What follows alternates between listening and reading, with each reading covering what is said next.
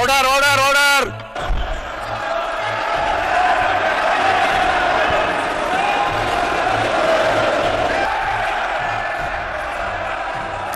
মাননীয় স্বরাষ্ট্রমন্ত্রী, কিছুই যায়নি রেকর্ডে, আপনি বসেন দয়া করে।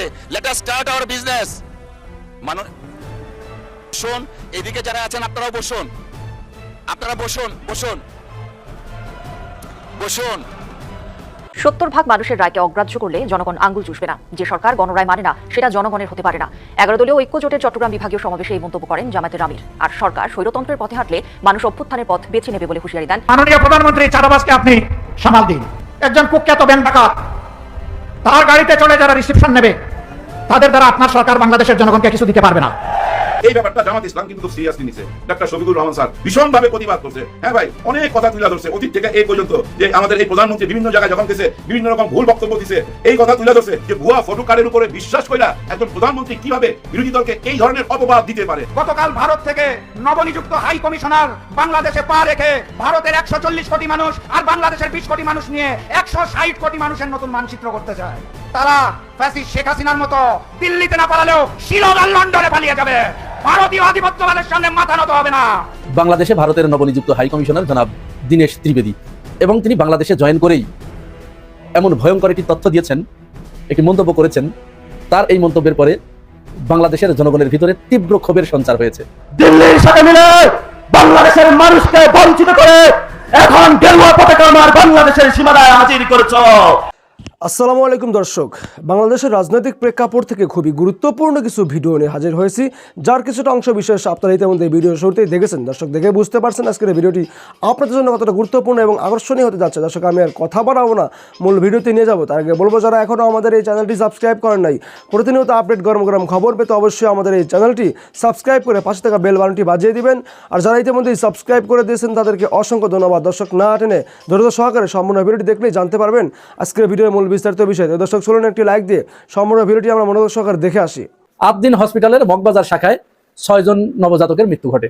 এটি অত্যন্ত দুঃখজনক একটা ব্যাপার।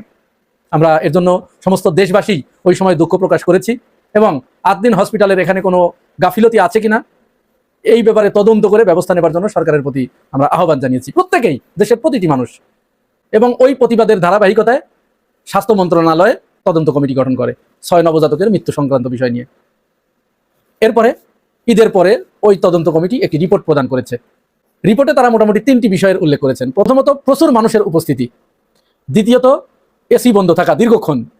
তৃতীয়ত, পর্যাপ্ত পরিমাণে ভেন্টিলেশন না থাকা।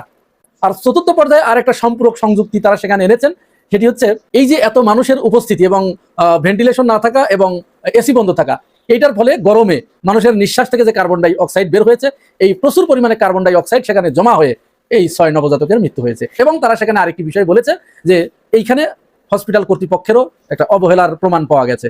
এখন করণীয় কি? এখন করণীয় ছিল যে যার গাফিলতির কারণে এই ঘটনা ঘটেছে তার ব্যাপারে আইনগত ব্যবস্থা নেওয়া, আরও কেউ কেউ যদি এর সাথে জড়িত থাকে সেই ব্যাপারে আইনগত ব্যবস্থা নেওয়া। এরপরে ওই হসপিটালে কি কি সমস্যা আছে সেই সমস্যাগুলো দ্রুত চিহ্নিত করে অতি দ্রুত এগুলোর ব্যবস্থা করা, আধুনিক সেবার মান নিশ্চিতকল্পে আরও কি কি ব্যবস্থা সেখানে গ্রহণ করা যায় এই বিষয়গুলো বলা, বাতলে দেয়া বা তাদেরকে বাধ্য করা। কিন্তু সেটি না করে আমরা সোজা দেখলাম গতকাল বৃহস্পতিবার তিনি আদ্দিন হসপিটালের লাইসেন্সই বাতিল করে দিলেন। মানে বিষয়টা এরকম যে আপনার গলায় ক্যান্সার হয়েছে, পুরো মাথাটাই কেটে ফেলে দেন। এই যে আমাদের হৃদরোগ ইনস্টিটিউট আছে না, এই হৃদরোগ ইনস্টিটিউটে প্রতিদিন গড়ে 20 জন রোগী মারা যায়। এই দেখুন রিপোর্ট, প্রথম আলো রিপোর্ট। তারপরে এই যে হামে কয়েকদিন আগে যে হাম হলো, এই হামে কয়েকদিনে ঢাকা মেডিকেলে 60 শিশুর মৃত্যু হয়েছে। ঢাকা মেডিকেল কি বন্ধ হয়েছে? জাতীয় হৃদরোগ ইনস্টিটিউট কি বন্ধ হয়েছে? আপনি রাস্তায় যখন গাড়ি চালাচ্ছেন হাজার হাজার লোক মারা যাচ্ছে প্রতিদিন, এর হিসাব কি আছে? কোন ড্রাইভারের লাইসেন্স কি বাতিল হয়েছে? রাস্তা বন্ধ করে দেওয়া হয়েছে?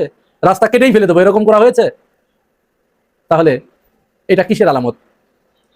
অনেকেই বলছে, রাজনীতি বিশ্লেষক যারা বা স্বাস্থ্য বিশ্লেষক যারা বলছে যে এই ব্যাপারে সরকার যে সিদ্ধান্ত নিয়েছে এই সিদ্ধান্ত মোটেই সঠিক হয় নাই। বরং এখানে অনেকেই প্রশ্ন তুলছে যে ডক্টর প্রভাত চন্দ্র বিশ্বাস তিনি যে লাইসেন্স বাতিল করলেন, এর মানে কি এই গরিবের হসপিটাল বলে খ্যাত আদ্দিন হসপিটাল, এই হসপিটালের রোগীগুলো কি ওই দেশে পাঠানোর জন্য, সীমান্তের ওপারে পাঠানোর জন্য, যে এখানে চিকিৎসা চলবে না, এই রোগীগুলো ওই দেশে যে চিকিৎসা নেবে? এই প্রশ্ন ওঠাটা কিন্তু স্বাভাবিক, খুবই স্বাভাবিক। এই হসপিটাল বন্ধ করার কারণে যে পাবলিক সেন্টিমেন্ট, যেটা জনগণের রিয়াকশন, এটা আসুন আমরা ছোট্ট একটা ভিডিও ক্লিপ দেখি। দেখুন এখানে কি বলছে। আগামীতে আমি কোথায় যাবো? আমার তো এত টাকা নাই ভাই, আমার প্রতিদিন লক্ষ লক্ষ টাকা ইনকাম নাই, আমি কোটিপতির সন্তান না, আমি কোথায় যাবো আমার বাচ্চাকে নিয়ে সেটা বলেন। ওই বাচ্চা যদি মারা যায় সরকার কি দেবে? কি দেবে ওই বাচ্চার বাবা মাকে? আইসিইউ এনআইসিইউ তে একদিন দুই দিনের বাচ্চা ভর্তি আছে, হঠাৎ করে যে লাইসেন্স বাতিল করে দিল, এই বাচ্চাগুলো এই পেশেন্টগুলো নিয়ে যাবে কোথায়? দিন বাদ দিলে ঢাকা শহরের মধ্যবিত্ত লোকেরা, রিকশা চালকরা কোথায় যাবে? ঢাকা মেডিকেলে প্রতিদিন রুগী মারে কটাই চলে। এখানে তো তাদের কোনো ফল্টই নেই। ইলেকট্রিক এটা তো আমার বাসায় হতে পারে, বাসায় এসি লিক হতে পারে, গ্যাস সিলিন্ডার লিক হতে পারে। কয়টা খবর নেছে সরকার? হাত দিনে পড়ে আছে। তাহলে আপনি যে হুট করে এই হসপিটালটা বন্ধ করলেন, এই হসপিটাল কিন্তু এটা শুধু একটা হসপিটাল নয়, ভালো করে খেয়াল রাখবেন। আদ্দিন হসপিটাল এটা কিন্তু শুধু একটা হসপিটাল নয়, এটা একটা মেডিকেল কলেজ। এইখানে 400 থেকে 500 জন স্টুডেন্ট আছে যারা মেডিকেলে পড়ালেখা করছে। এখানে মেডিকেল কলেজ হসপিটাল এটা। তাহলে এই 400-500 জন ছাত্র যারা স্টুডেন্ট যারা ডাক্তারি পড়ছে এখানে, তাদের কি হবে? শুধু তাই নয়, এখানে নার্সিং কোর্স আছে আদ্দিন হসপিটালে, সারা দেশের আদ্দিন হসপিটালে নার্সিং কোর্স চালু করা আছে। এখানে হাজার হাজার মেয়েরা তারা নার্সিং পেশায় এখানে প্রশিক্ষণ নিয়ে তারা এই পেশা গ্রহণ করছে। এবং এখনো তো বাংলাদেশে প্রচন্ড নার্সের সংকট, তীব্র সংকট। বাংলাদেশে হাতে গোনা কয়েকটি প্রতিষ্ঠান এই সংকট সমাধানে এগিয়ে এসেছে, তার ভিতরে এই আদ্দিন হসপিটাল একটা। তাহলে সরকার এই হসপিটালটা কেন বন্ধ করে দিল? এই ব্যাপারেও আমাদের কাছে আরো কিছু তথ্য এসেছে। এই আদ্দিন হসপিটাল মূলত গরিবের হসপিটাল বলে পরিচিত। আমি এই হসপিটালে, আমার বোনের একটা সন্তান সেখানে হয়েছিল, আমি সেখানে গিয়েছি, আমি নিজে রক্ত দিয়েছি, সেখানে দেখেছি তাদের সেবার মান। এই যে ইসলামী ব্যাংক হসপিটালে, এই জাতীয় প্রতিষ্ঠানগুলোতে যে সেবার মান না, এখানে ঠিক ওই একই ধরনের সেবার মান। তারা অল্প টাকায়, যেখানে অন্য জায়গায় গেলে, অন্যান্য হসপিটালে গেলে যে ডেলিভারি কেস, যে সিজারিয়ান পদ্ধতিতে যে বাচ্চা প্রসব করা হয়, এখানে যেখানে 60-70 হাজার, 1 লাখ 1.5 লাখ টাকা খরচ হয়, আদ্দিন হসপিটালে মাত্র ওই সময়, এখন হয়তো একটু বাড়তে পারে, সেখানে মাত্র 20,000 টাকা লেগেছিল। মাত্র 20,000 টাকা। যারা ওই যে লক্ষ লক্ষ টাকা পকেট কেটে নেয়, এটা তাদের একটা কারসাজি। আপনাদের নবীন পাঞ্জাবির কথা মনে আছে? এই যে কয়েকদিন আগের ঘটনা, একই পাঞ্জাবি তার পাশের দোকানদার বিক্রি করছে 1300 টাকা, নবীন সেই পাঞ্জাবি 300 টাকায় বিক্রি করেও বলছে যে আমার এখানে 50 টাকা লাভ থাকে। আমার তো এত লাভের দরকার নেই, আমি বেশি সেল করব আর কম লাভ করব, আমার পুষিয়ে যাবে। এতে ওই মার্কেটের ব্যবসায়ীরা নবীনের ওই ছেলেটাকে মারধর করে তার দোকান বন্ধ করে দিয়ে তাকে বিদেশ যেতে বাধ্য করলো সেই ছেলেটাকে। এটাই হচ্ছে বাংলাদেশ। এই যে সিন্ডিকেট, যারা মরা রোগীদেরকে আইসিইউর ভিতরে রেখে 3 দিন রেখে 2 লাখ টাকা বিল করে, এই সিন্ডিকেটগুলো আদ্দিন হসপিটালের ওই মানবিকতার কারণে তারা এটা অনেকটা পেরে ওঠে না। ফলে তারা এখন আদ্দিন হসপিটালকে, প্রবোধচন্দ্রকে প্রবোধ দিচ্ছে যে বন্ধ করো, নামটা তো আদ্দিন। ভালো করে খেয়াল করবে, নাম কিন্তু আদ্দিন। এটা যদি রামদিন হতো তাহলে কিন্তু বন্ধ হতো না, নিশ্চয়ই বন্ধ হতো না। আর বন্ধ করেছে প্রবোধচন্দ্র বিশ্বাস। তার মানে তোমরা ওই পাশে যাও, কাঁটাতারের ওই পারে যাও চিকিৎসা নিতে, অথবা অমুক হসপিটালে যাও, লক্ষ লক্ষ টাকা দাও, তমুক হসপিটালে যাও, লক্ষ লক্ষ টাকা দাও। আদ্দিনে কেন তোমরা চিকিৎসা নেবে? আদ্দিনে চিকিৎসা নেওয়ার দরকার কি তোমাদের? ঠিক ইসলামী ব্যাংকটাকে যে কারণে দখল করার পাঁয়তারা করছে, একই কারণে তারা এই আদ্দিন হসপিটাল বন্ধ করার পাঁয়তারা শুরু করেছে। যদি আপনার উদ্দেশ্য এটাই থাকে যে আপনি ন্যায় নীতি ইনসাফ প্রতিষ্ঠা করবেন, সালাউদ্দিন আহমেদের ভাষায়, যে আমরা এই প্রতিষ্ঠানগুলোতে ন্যায় নীতি প্রতিষ্ঠা করবো, তো ন্যায় নীতি প্রতিষ্ঠা করবেন, তাহলে জাতীয় হৃদরোগ ইনস্টিটিউট বন্ধ করে দেন। ওখানে তো প্রতিদিন গড়ে 20 জন রোগী মারা যায়। আদ্দিন হসপিটালে 6 জন মারা গেল, ওখানে 20 জন মারা যায়, বন্ধ করে দেন। ঢাকা মেডিকেলে 60 জন শিশু মারা গেল, বন্ধ করে দেন ওইটা। এগুলো স্রেফ রাজনৈতিক প্রতিহিংসা চরিতার্থ করা, এছাড়া অন্য কিছুই নয়। সরকারের কাছে আমরা জোর দাবি জানাচ্ছি, কোনো হসপিটাল বন্ধ করে দেয়া এটা কোনো সমাধান নয়। এই ঘটনার তদন্ত যেহেতু হয়েছে, তদন্ত প্রতিবেদনে যাকে দোষী সাব্যস্ত হিসেবে চিহ্নিত করা হয়েছে তার বিরুদ্ধে আইনানুগ ব্যবস্থা নেন। কোথায় কোথায় সমস্যা আছে, সমস্যাগুলো নতুন করে আইডেন্টিফাই করে ওইগুলো আসল সমাধানের ব্যবস্থা করুন। হসপিটাল বন্ধ করা কোনো মতো অবস্থায় এদেশের জনগণ মেনে নেবে না। কারণ এইখানে যে পয়সায় চিকিৎসা হয়, আপনি সেই পয়সায় ঢাকার ভিতরে অন্য কোনো হসপিটাল আপনি দিতে পারবেন না, সেবা দিতে পারবেন না। আর সবচেয়ে বড় কথা, বিএনপি এ যাবৎকালে কি কি প্রতিষ্ঠান তারা তৈরি করেছে, আপনি প্রতিষ্ঠান গড়তে পারবেন না, সৃষ্টি করতে পারবেন না, আপনি বন্ধ করার কে? আপনি বন্ধ করতে কেন যাবেন? একটা প্রতিষ্ঠান দাঁড়িয়েছে, সেখানে কোনো প্রবলেম থাকলে সেটা সমাধান করুন, তা না করে আপনি সেটা বন্ধ করে দিচ্ছেন। এটা কোন ধরনের মানসিকতা? প্রতিষ্ঠান জীবনে কোনোদিন একটা চালু করে দেখেছেন? আপনার দলের নেতাকর্মীদের যদি কোনো প্রতিষ্ঠান চালু করার ব্যাপারে বলা হয়, ওরা তো আগে লুটপাট করে খেয়ে অস্থির করে ফেলবে। প্রতিষ্ঠান যদি গড়তেন তাহলে আপনারা বুঝতেন যে আসলে প্রতিষ্ঠান গড়াটা কত কষ্টের। প্রিয় ভাই বোনেরা, এই পুরো বিষয়টাকে আপনারা কিভাবে দেখছেন? শিবির নেতা জিসান কাণ্ড বিএনপি ছাত্রদলের পূর্ব পরিকল্পিত বলে মনে হচ্ছে এবং জামাত শিবিরের বিরুদ্ধে একটা অর্গানাইজড ষড়যন্ত্র হিসেবে মনে হচ্ছে, এবং এটা জামাত শিবিরের জন্য সতর্কবার্তা। জামাত শিবিরের বিরুদ্ধে বড় কোনো ঘটনা ঘটাতে পারে বিএনপি ছাত্রদল, তারা ওত পেতে বসে আছে। কি ঘটাতে পারে? সহজ কথা, হামলা করতে পারে, এরপরে একটা অবরোধ ঘটিয়ে ক্যাম্পাসগুলো দখল করার একটা পায়তারা আমি স্পষ্টভাবে লক্ষ্য করছি। কিছুদিন আগে ক্যাম্পাস দখল করার একটা উদ্যোগ নিয়েছিল ছাত্রদল, যার অংশ হিসেবে শাহবাগ থানায় মব করা এবং শিবিরের পায়ে পরে মারামারি বাঁধানো, কিন্তু শিবিরের স্মার্ট ডিলিংসের কারণে সেটা পারেনি, যার ফলে ছাত্রদল পিছু হটে এবং থেমে যায়। কিন্তু তারা সুযোগ খুঁজতে থাকে এবং এটা বিএনপি ছাত্রদলের খুব দুঃখ। তারা ক্ষমতায় আসলো 4 মাস হয়ে যাচ্ছে, অথচ কোনো ক্যাম্পাস দখল করতে পারলো না। আর ক্যাম্পাস দখল করতে না পারা মানে ক্ষমতা চেয়ার মজবুত না হওয়া। কারণ ঢাকা বিশ্ববিদ্যালয় থেকে যদি সরকার বিরোধী আন্দোলন শুরু হয়, ওই সরকার তো টিকতে পারবে না।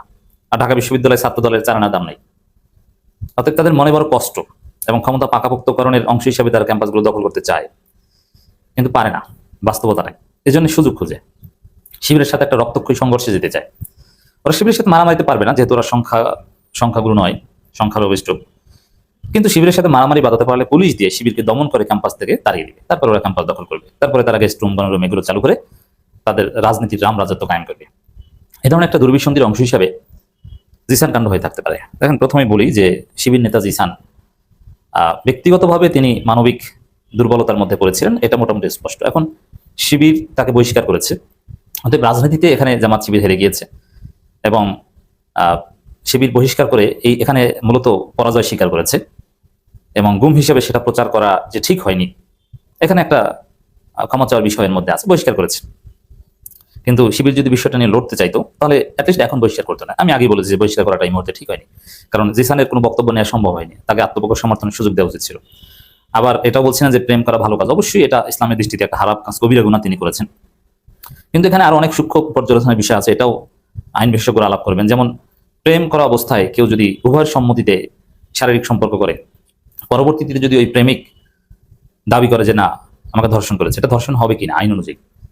বিয়ের প্রলোভন দেখিয়ে ধর্ষণ, এটা আদৌ ধর্ষণের মধ্যে পড়ে কিনা, এটা নিয়ে বিশেষজ্ঞদের মধ্যে, অপরাধ বিজ্ঞানীদের মধ্যে নানান মতবিরোধ রয়েছে, এই বিষয়ে আলোচনা করা যেতে পারে। কিন্তু বিএনপি ছাত্রদলের ধান্দা ভিন্ন জায়গায়। ওই ঘটনার পর তাদের রিয়াকশন দেখে বা রিয়াকশনের প্যাটার্ন দেখে বা ঘটনা ঘটার যে প্যাটার্ন, এগুলো দেখে হাসিনার আমলের অর্গানাইজড কোনো একটা বিষয়ের মতো মনে হয়। কারণ দেখেন, এই ঘটনার পর জিসানকে উদ্ধারের খবর ছড়িয়ে যাওয়ার আগেই ছাত্রদল নেতারা তারা পোস্ট দেওয়া শুরু করেছে যে না, জিসানকে গুম করা হয়নি, শিবির আমিরে জামাত, বিশেষ করে আমিরে জামাতের প্রতি ক্ষোভ, যে গুমের নাটক সাজিয়েছে, তারা গুজব প্রচার করছে, অতএব তারা দেশ বিরোধী শক্তি। আর শিবিরের চরিত্র খারাপ, এই করেছে সেই করেছে, প্রমাণিত হওয়ার আগে কোনো ধরনের সাক্ষ্য প্রমাণ তদন্ত ছাড়া জাস্ট একটা এজাহার, তাও গায়েবী এজাহার। কারণ কোন মহিলা এই এজাহার দায়ের করেছে সেই মহিলাকে এখন পর্যন্ত কেউ প্রশ্ন করতে পারেনি বা কেউ দেখেনি। অনেকটা কাল্পনিক এজাহারের উপর ভিত্তি করে শিবির নেতাকে ধর্ষক বানিয়ে দেওয়া হয়েছে, অথচ প্রমাণের আগে কাউকে ধর্ষক বলা যায় না, কারণ ধর্ষক বললে এটা মারাত্মক অপরাধ, তার শাস্তি হবে। কিন্তু তথ্য প্রমাণের আগেই জাস্ট একটা গায়েবী এজাহারের উপর ভিত্তি করে বলা হচ্ছে। এবং ছাত্রদলের লোকজন, বিএনপির লোকজন অগ্রিম প্রচারণা চালাচ্ছে, এমন ভাবে তারা বলছে মনে হয় যেন এটা আদালতে কয়েকশোবার প্রতিষ্ঠিত হয়ে গেছে যে জিসান দর্শন করেছে। অথচ হয়তো আপনার পরবর্তীতে ঘটনা ভিন্ন দেখবেন, বিচারের পর দেখবেন যে না, ঘটনা আসলে অন্যভাবে ছিল। তো এই যে ছাত্রদল বিএনপির রিয়াকশনের প্যাটার্ন, আগে ভাগে প্রচার করা এবং ওত পেতে বসে থাকা এবং উদ্ধারের সময় বা উদ্ধারের ওই মুহূর্তটার সময়ই মামলা করা ইত্যাদি ইত্যাদি, এগুলো দেখে সন্দেহজনক মনে হয় যে এটা পুরো পরিকল্পিত ছিল। এবং জিসানকে কারা মারলো এবং কখন কোন জায়গা থেকে সে আত্মগোপনে গেছে, অথবা যে অভিযোগগুলো করা হয়েছে গাড়িতে করে তুলে নিয়ে গেছে, সেগুলো সম্পর্কে কোনো ব্যাখ্যা কিন্তু আসেনি। আর তদন্তের আগে তাকে ধর্ষক কেন বলা হচ্ছে, এটা তো মিডিয়া ট্রায়াল ছাড়া কিছুই না, যে কোনো বিবেকবান মানুষ বুঝবেন। এখানে ছাত্রদল বিক্ষোভ মিছিল করেছে, কেন্দ্রীয় ছাত্রদল শিবিরের বিরুদ্ধে। কি জামাত শিবির আমিরে জামাত, আমিরে জামাতকে নিয়ে বিভিন্ন কুরুচিপূর্ণ স্লোগান দিয়েছে, দর্শক যার নাম তার, শফিকুর রহমান তার নাম, এইসব উদ্ভট কথাবার্তা বলেছে। চিন্তা করেছেন, মানে এটা শুধু জিসান, এটা জামাত শিবিরকে টার্গেট করা তাদের একটা উদ্দেশ্য। এখন ব্যক্তি জিসান যদি আসলে অপরাধ করো, তাকে আমি বলছি না যে তিনি নিরপরাধী, অবশ্যই অপরাধী হতে পারেন, কিন্তু সেটা প্রমাণ করতে হবে। অপরাধী হলে অবশ্যই তার শাস্তি চাই। এখন যে অভিযোগ জাস্ট জিসানের বিরুদ্ধে, ওইসব অভিযোগে ছাত্রদল যেভাবে মিছিল করেছে, জামাত শিবির যদি ভাবে মিছিল করে, তাহলে শত শত মিছিল করতে হবে তাদের, পুরো ঢাকার শহর মিছিলের নগরী হয়ে যাবে। কারণ ছাত্রদলের বিরুদ্ধে এরকম শত শত ধর্ষণের অভিযোগ, বিএনপির বিরুদ্ধে, যুব দলের বিরুদ্ধে, স্বেচ্ছাসেবক দলের বিরুদ্ধে শত শত ধর্ষণের অভিযোগ, মামলা, তারা নিজেরাই সাংগঠনিক বহিষ্কারের ঘটনা ঘটিয়েছে অনেক ধর্ষণের অভিযোগে। ঠিক আছে, শিবির বহিষ্কার করেছে, এখানে শিবিরের কেস এখানে একটা, এই আমানুল্লাহ আমান, তার বিরুদ্ধে তো এই অভিযোগ ছিল, ভিবি নুরও এই মামলার আসামি ছিল, এই ধরনের মামলা। এটা কার বিরুদ্ধে নাই, অভিযোগ প্রমাণিত হয়েছে কিনা সেটা বলেন। আবার বিএনপির মিডিয়া সেল পেজ দেখলাম ছাত্রদলের এই শিবির বিরোধী মিছিল টেলিকাস্ট করছে, লাইভ টেলিকাস্ট করছে, এত গুরুত্ব দিচ্ছে এবং এত বিপুল সংখ্যক ছাত্রদলের নেতৃবৃন্দ উপস্থিত ছিল শিবির বিরোধী এই মিছিলে, এই জিসান কাণ্ডকে কেন্দ্র করে। এটাও পরিকল্পিত মনে হয়, কারণ স্বাভাবিকভাবে এই ধরনের মিছিলে এত লোক হওয়ার কথা নয়।